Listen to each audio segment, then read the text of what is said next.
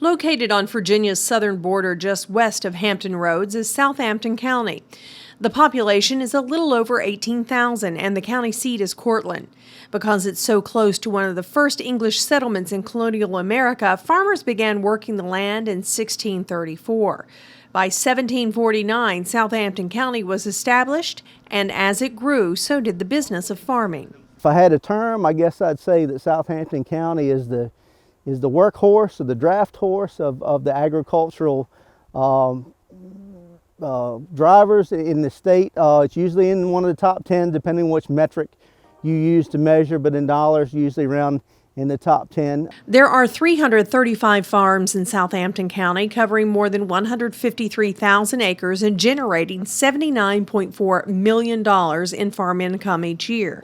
Cotton is still king as the top field crop, followed by soybeans. Crops make up 85% of the farm economy in the area, and livestock sales account for 15%. M.L. Everett is a fourth-generation farmer in Southampton County. His family has raised cotton, peanuts, small grains, and some livestock. Everett says that while cotton is doing well today and is the county's largest crop, it has had its ups and downs.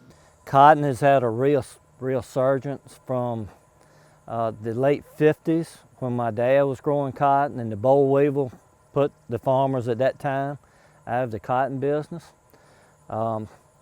Because of programs that we've implemented to try to control the boll weevil and stay on top of it to not let it re-enter into our cotton production area, we've gone back to producing cotton. Southampton County soil is sandy and the days are dry and warm, making it excellent cropland for cotton, as well as the famous Virginia peanut and fresh produce. The advantage of having a soil that will dry quickly is it reduces the disease component.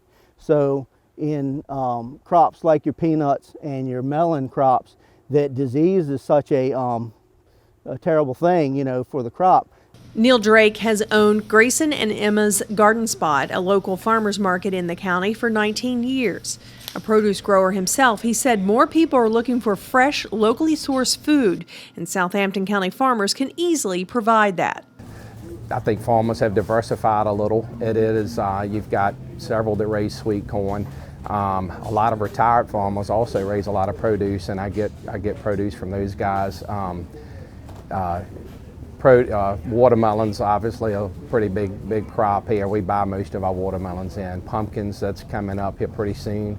And sweet potatoes, we'll buy some of those locally as well.